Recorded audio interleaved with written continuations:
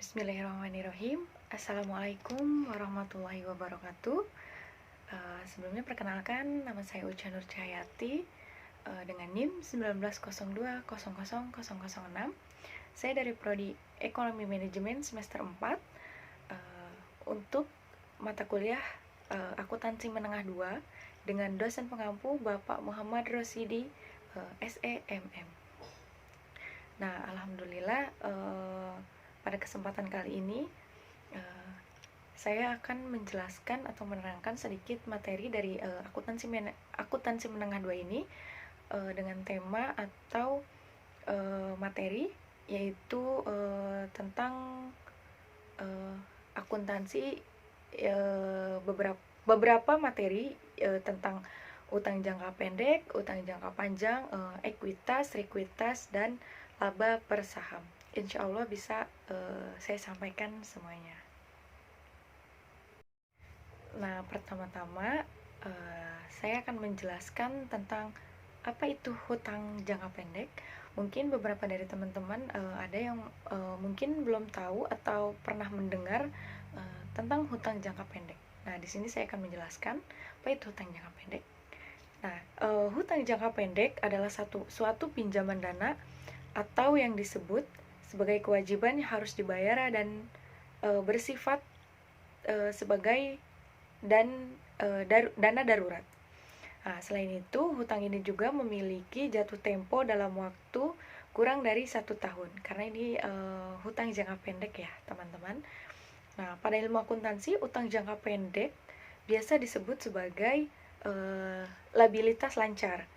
Dalam dunia bisnis, tambahan dana dari utang lazim dilakukan oleh pemilik bisnis, baik perusahaan kecil, menengah, maupun besar.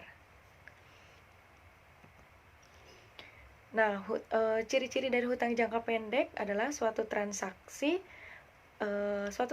pinjaman utang jangka pendek bisa dikatakan memiliki ciri-ciri atau syarat beberapa.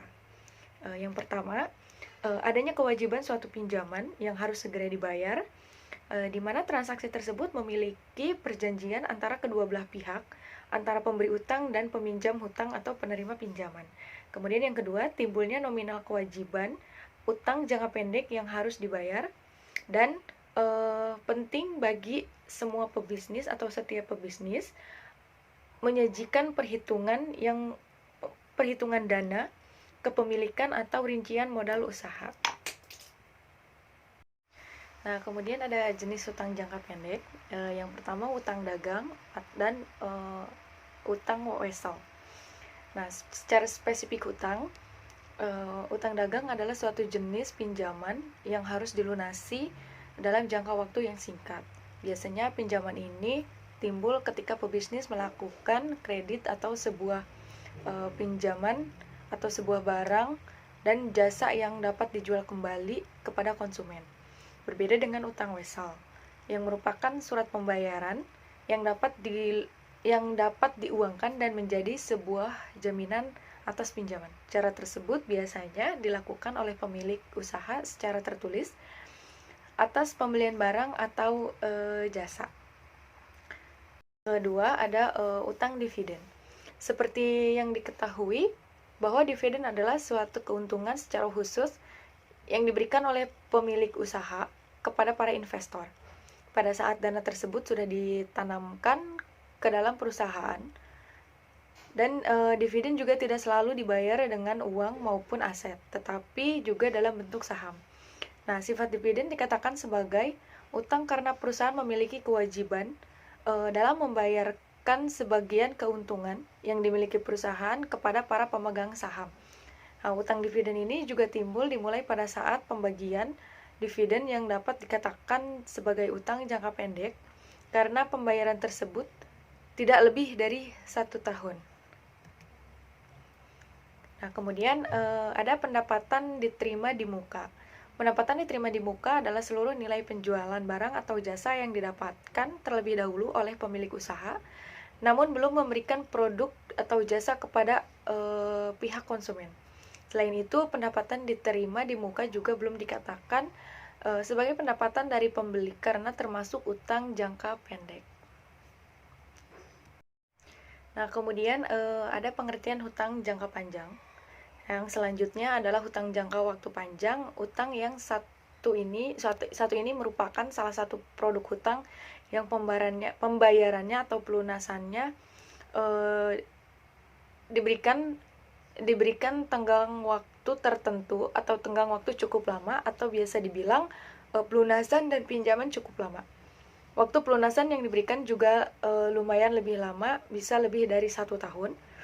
Untuk melunasi hutang jangka waktu panjang, umumnya sebuah perusahaan akan memberikan atau menggunakan aktiva lancar atau dengan memperhitungkan sebuah pendapatan yang di luar hitung jangka waktu pendek. Nah, ada jenis hutang jangka panjang, yaitu hutang hipotek. Yang pertama adalah hutang hipotek. Salah satu dari jenis hutang jangka waktu panjang ini adalah hutang yang dananya sesuai dengan perjanjian awal, dan sebagai jaminan hutang ini akan menggunakan jaminan dari harta tetap si pengaju hutang.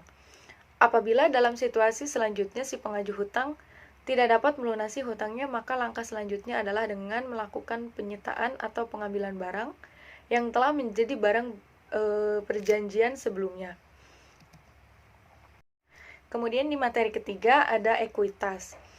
Ekuitas atau equity adalah hak atau kepentingan pemilik perusahaan pada harta perusahaan, mewakili jumlah uang yang akan dikembalikan kepada pemegang saham perusahaan jika semua aset dilikuidasi dan semua hutang perusahaan dilunasi. Setelah itu, ekuitas pemegang saham dapat mewakili nilai buku suatu perusahaan. Ekuitas juga merupakan hak pemilik terhadap aset perusahaan setelah dikurangi liabilitas atau kewajiban dalam neraca. Ekuitas juga diartikan sebagai modal atau kekayaan entitas bisnis, dihitung dengan jumlah aset dikurangi dengan liabilitas. Jadi rumusnya itu ekuitas sama dengan aset dikurang liabilitas. Nah, istilah ekuitas berasal dari kata equity atau equity of ownership yang memiliki arti sebagai kekayaan bersih perusahaan. Nah, kemudian ada jenis-jenis ekuitas. Jadi yang pertama ada model disetor modal, yang kedua laba tidak dibagi atau retained earning, dan yang ketiga model penilaian kembali, yang keempat modal sumbangan, dan yang kelima modal lain-lain. Nah, tujuan daripada ekuitas sendiri menurut standar akuntansi keuangan pada tahun 2007, tujuan ekuitas sebagai bagian hak pemilik dalam perusahaan yang harus dilaporkan sehingga dapat memberikan informasi mengenai sumbernya secara jelas dan disajikan sesuai dengan peraturan perundangan dan fakta pendirian yang berlaku. Nah, pentingnya ekuitas dalam perusahaan karena nilai ekuitas sebuah perusahaan mencerminkan nilai buku perusahaan tersebut. Nilai ini merupakan salah satu faktor yang menentukan harga saham perusahaan tersebut. Namun demikian, tidak jarang kita menemukan harga saham yang lebih tinggi dari nilai ekuitas per saham suatu perusahaan. Harga saham yang lebih tinggi ini mengindikasikan bahwa para investor meyakini bahwa perusahaan tersebut memiliki prospek baik di masa yang akan datang. Kemudian ada pengertian sekuritas. Sekuritas adalah surat utang yang dapat dicairkan menjadi uang atau kas dengan cepat. Sifatnya yang liquid, menjadi atau membuat sekuritas dapat ditransaksikan atau dijual dengan cepat. Nah, sekuritas juga diartikan sebagai bentuk kepemilikan atas aset atau kekayaan dari perusahaan yang menerbitkan sekuritas. Nah, ada jenis-jenis sekuritas, yaitu surat berharga yang tergantung dari tenggang waktu, jatuh tempo, pembayarannya, atau ciri-ciri lain. Jenis sekuritas ini biasanya meliputi obligasi pemerintah dan obligasi sertifikat deposito dan sekuritas yang dijaminkan. Nah, sekuritas jenis ini merupakan kepemilikan oleh pemegang saham pada suatu entitas, misalnya di perusahaan yang diperoleh dalam bentuk saham dan mencakup saham biasa dan saham preferen. Nah, bentuk sekuritas ini adalah sertifikat efek atas rujuk, kemudian sertifikat atas nama, dan yang terakhir efek tanpa warkat dan sertifikat global. Nah, kemudian terakhir ada laba per saham.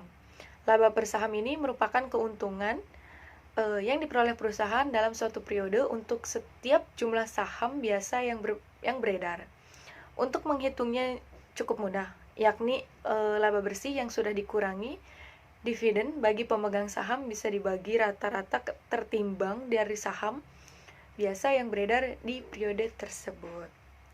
Dan untuk materi akuntansi menengah 2 ini saya cukup hanya bisa menjelaskan sampai di situ. Mungkin nanti bisa didiskusikan kembali ketika ada pertemuan. Jika ada atau bahkan banyak kurangnya dari penyampaian saya ini, nanti akan kita diskusikan dan kita perbaiki lagi ke depannya. Saya juga mohon maaf apabila dari penyampaian materi tersebut saya banyak sekali kekurangannya atau yang tidak dipahami oleh teman-teman. Saya mohon maaf. Saya akhiri presentasi kali ini. Terima kasih atas waktu dan perhatiannya. Wassalamualaikum warahmatullahi wabarakatuh.